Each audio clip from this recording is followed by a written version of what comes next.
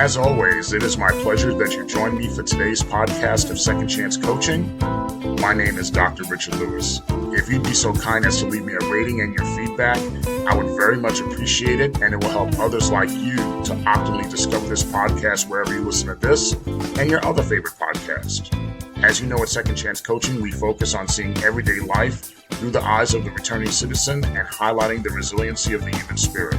I would love to work with you one-on-one, whether you're a returning citizen or coaching client seeking your second chance, or you're a representative of a business, college, or university seeking to integrate and support returning citizens in your respective organizational and learning environments. Please feel free to contact me via email at richard@secondchancecoaching.com or via Instagram at the Dr. Richard Lewis.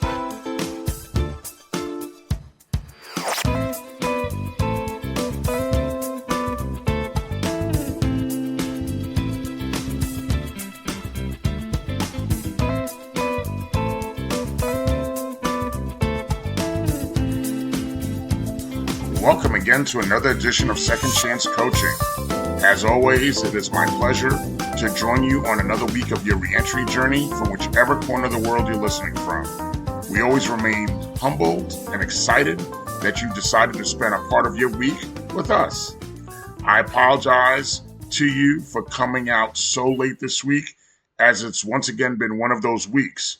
We're at the stage of the term in which so many students are trying to feverishly obtain extra credit assignments, complete final presentations, study for final exams, those who are graduating, preparing for graduation, and those who continue to matriculate in school, completing their registration for the following semester. But before we continue, I want to send shout outs to our listeners in our Second Chance family. Our top 3 listening states for this week in the United States, once again, are California, Florida, and Georgia. And internationally, I would certainly like to welcome our family in the Czech Republic, France, and Saudi Arabia. As we're getting ready for the holiday season with the arrival of Thanksgiving in the United States this coming Thursday, my plans continue to be up in the air with family. But I know I'll be seeing family, but even as I record this week's podcast, there's uncertainty as travel is going here, there, and everywhere. But I'm confident at the end of the day, they'll certainly be quality Freud. This talking with my daughter about her new job, and she was stating how the professional atmosphere has been a complete upgrade compared to her previous place of employment. You know, I loved how she shared her challenges with me and her new work, and as well as her new work dynamic. I was even more fascinated as to how she was discussing how she needed long-term planning when it came to her job, and how she wanted to be more intentional with her next career moves, whether within or outside of the agency she works for now. In that intention, she talked about how she also needed to be strategic in making sure that her accomplishments are recognized and her development is optimally supported. My discussion with her was really not much different than the subject matter which was addressed in a small group meeting of returning citizens who had been home from incarceration and or rehabilitation for less than a year. That was a meeting that I was able to be a part of, and always blessed to have that conversation with them. And the discussion was really heavy on what they wanted to do, looking forward to the holidays, and what they've done so far as part of their reentry journey.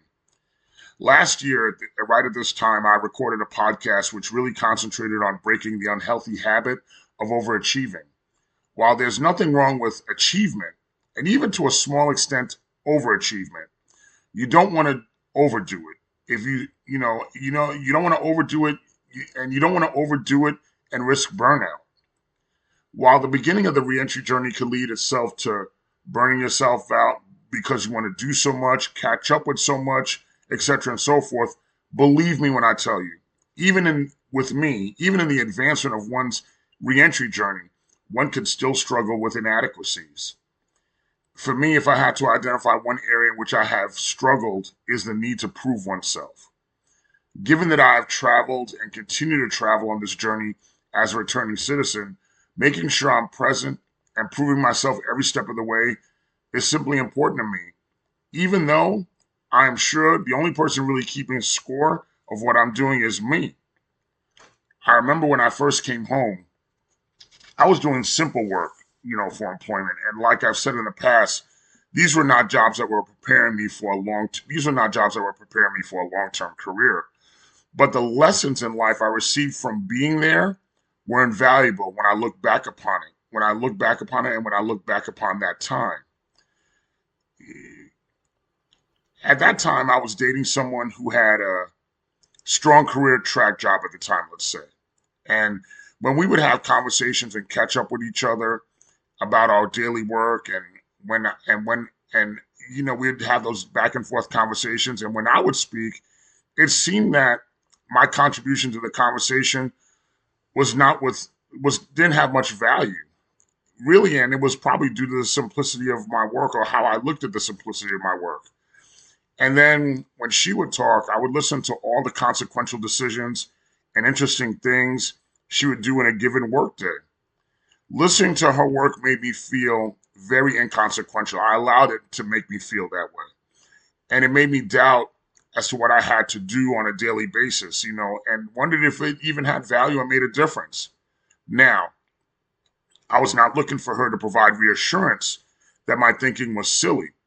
But certainly, in our conversation, she was not providing that. Maybe unconsciously I was looking for that reassurance, but that was something that she was not providing, nor was it her place to provide that.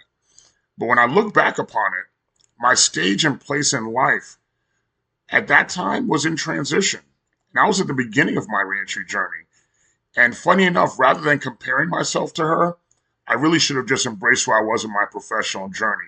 I had a job and I was free. I was not incarcerated anymore and unemployed. But I didn't compare it to where I was. I didn't compare me to me. I was comparing myself to her. But funny enough, when I was looking at my male brothers and my male counterparts, well, I realized they had kept pace on their careers and they were doing well.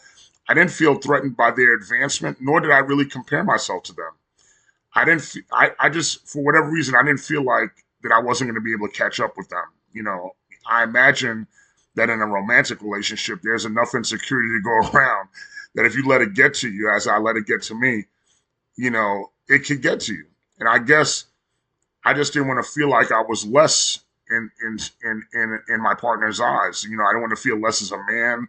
If I wanted to be looked at as a provider one day, I didn't want to be looked on as less as a provider or a place of strength. So even though that partner I was sharing time with, I wanted to make sure that, or at least in my mind, I wanted to make sure that she felt that there was value in spending time with me. But nevertheless, I got past that, but then sometimes we find ourselves repeating our mistakes. As I advanced through my reentry journey, I then began dating someone else who was in the higher education space with me. And one would logically feel that at that point, and I'm more advanced in my reentry journey, I would not feel inadequate. But then again, yeah, I did. My partner at the time, she was pursuing her doctorate degree and was at a director level at her institution. For me, I was an academic advisor, and during the time we dated, I also be promoted and became a coordinator for the bachelor's programs. At the time, I was not pursuing any advanced degrees at the time. So once again, when it came to conversation, while we both talked about higher education and the similarities that we were in that space, I could not relate to the decisions that she was making professionally. And my mind was not being expanded at the time through the advanced academic research that she was doing. Now, when I started my career and advancing through higher education, because I would see what she was doing and I wanted to look on the value of myself, as to how I valued myself, I would take on those extra projects, do the extra things, and juggle many things for the sake of wanting to prove to myself and to my family that they could be proud of me. I wanted my mother to say, "That's my son." I wanted my sister to say, "That's my brother." My niece to say, "That's my uncle," and my kids to say, "That's my daddy." I wanted to prove to significant others that I was significant in all areas of my life and that I was bringing value to their lives, and that being a returning citizen was really just a bump in the road, not a highlighted destination on my journey. As I indicated in the group meeting of returning citizens in that round circle we were at, I remember saying to them that there's nothing wrong with working hard and making progress, but always you have to monitor when it becomes unhealthy in our efforts to prove ourselves. Now, according to Very Well Health, trying to prove yourself does become unhealthy when it consumes a significant amount of your mental energy and it leads to constant anxiety about receiving validation from others, which could impact your relationships and well being due to all the excessive pressure that you put on yourself to perform and one's value and your value being completely tied to the external validation that you're seeking. Very Well Health tells us that the following are the key signs that it has become unhealthy to prove yourself too much. Number one, that there's constant self-doubt and insecurity. Feeling like you constantly need to demonstrate your abilities to feel worthy. Number two, burnout and exhaustion. Feeling drained from being in the cycle of proving yourself. Number three, neglecting other aspects of your life, such as relationships, hobbies, and personal well-being. Number four, being hypercritical of yourself by holding yourself to lofty and unrealistic standards. Number five, fear of failure. That's big. Number six, taking criticism personally. Number seven, people-pleasing behavior, going to extreme lengths to please others to gain validation. So instead of falling into the pit of quote-unquote proving yourself too much, we could do the following. Number one, let's focus on our intrinsic value and recognize your inherent worth beyond your achievements and external validation. Two, set realistic goals that focus on your personal growth and improvement without excessive pressure on yourself. Number three, practice self-compassion. Be kind to yourself and acknowledge your accomplishments. Number four, seek support. Talk to a therapist, talk to a family member, talk to a trusted friend if you're struggling with feelings of inadequacy. Number five, develop healthy coping mechanisms. Manage stress through relaxation techniques like meditation or exercise. Prior to taking on these positive aspects that I just spoke to you, and I'm quite sure that's prior to what you probably have gone through, we could easily get into the vortex of being overwhelmed when we take on so much while we are out here proving things to ourselves. We could easily become overwhelmed. So once again, according to Very Well Health, being overwhelmed is an engulfing feeling of dread or worry often related to responsibilities, self-expectations, relationships, health concerns, and more. Feeling overwhelmed can be described as many small stressors, many small things piling up and making you feel like you can't endure any additional challenges. So here are some examples of causes of being overwhelmed. Number one, balancing work and family responsibilities. Two, being in an unhealthy environment or situation. Three, caregiver responsibilities. Four, external pressures such as job performance. Five, financial challenges, debt, or unmanageable expenses. Six, having high self-expectations or not having ways of reducing stress. Seven, health challenges of yourself or a close friend or family member. Eight, lack of sleep, physical activity, or other needs. Nine, not getting enough time for relaxation or activities that bring you joy. And 10, job stress or work-related deadlines. Being overwhelmed is certainly something that can easily happen when you're on the road to trying to prove yourself. I had dinner with my son's godfather last week, and we were talking about our lives and just really catching up in general whenever he comes into town. And in the midst of our conversation, I admitted to him what I have admitted to you on this podcast, that proving oneself and being overwhelmed goes hand in hand with me, because I've told him that even today, 20 plus years into my reentry journey, teaching as a professor at multiple institutions, working at the airport, being a reentry coach and consultant, being on the condo board, and many other things that I do to validate my value to me and to feel like I need to catch up on things that I missed out on, that I need to catch up or even get ahead, that things that I missed out on during my short time of incarceration and being on parole. My son's godfather is a medical doctor, so he also spoke to me about ways not to be overwhelmed. And he even shared his steps with me, which are as follows. He said, number one, you got to practice more positive self-talk. Don't feel like you have to catch up. You're doing what you're supposed to do and you're doing great. I told him that I've neglected being on the beach and doing stuff like that. He said, man, you got to spend more time outdoors, especially in South Florida, taking advantage of this great weather. Number three, he said, certainly continue to be active. Four, do what we're doing now. Connect with family and friends. Five, take part in hobbies and enjoyable activities. And six, prioritize accomplishing small, simple tasks. I did a podcast on this about celebrating the small victories. That's very important. And number seven, to spend less time watching TV and or social media. All these steps come into play because think about it, proving yourself and feeling overwhelmed, they can go hand in hand.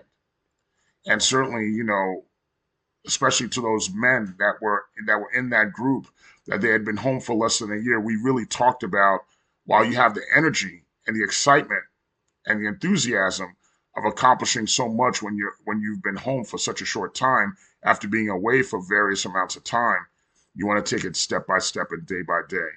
And believe me, that circle of support and trust and encouragement is definitely what they needed in order to sit there and move forward. And even though I'm advanced in my reentry journey, it's that encouragement that I needed as well.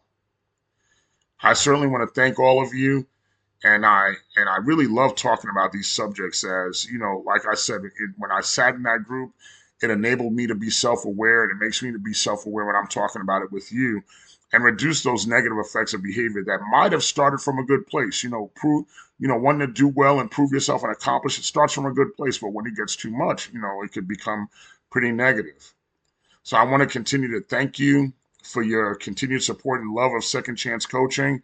I want to thank you for sharing your time with me. Thank you for sharing my favorite part of the week with me. I want you to please continue to spread Second Chance Coaching to your friends, family, and loved ones. Thank you again for joining us thank you for joining us again this week. I always look forward to spending time with you, and we will be on time. We'll be on time next week on Wednesday. Thank you so much. Thank you again for joining us here at Second Chance Coaching. In addition to coaching services for individuals and businesses, I'm also available for speaking engagements and workshops on criminal justice reentry, human resources, as well as organizational culture and leadership. Feel free to email me at richard@secondchancecoaching.com, as well as connect with me on Instagram at @DrRichardLewis. Remember, every day you are given this opportunity for your second chance, and I know you'll make the best of it. I love you all, and I look forward to connecting with you next time here at Second Chance Coaching.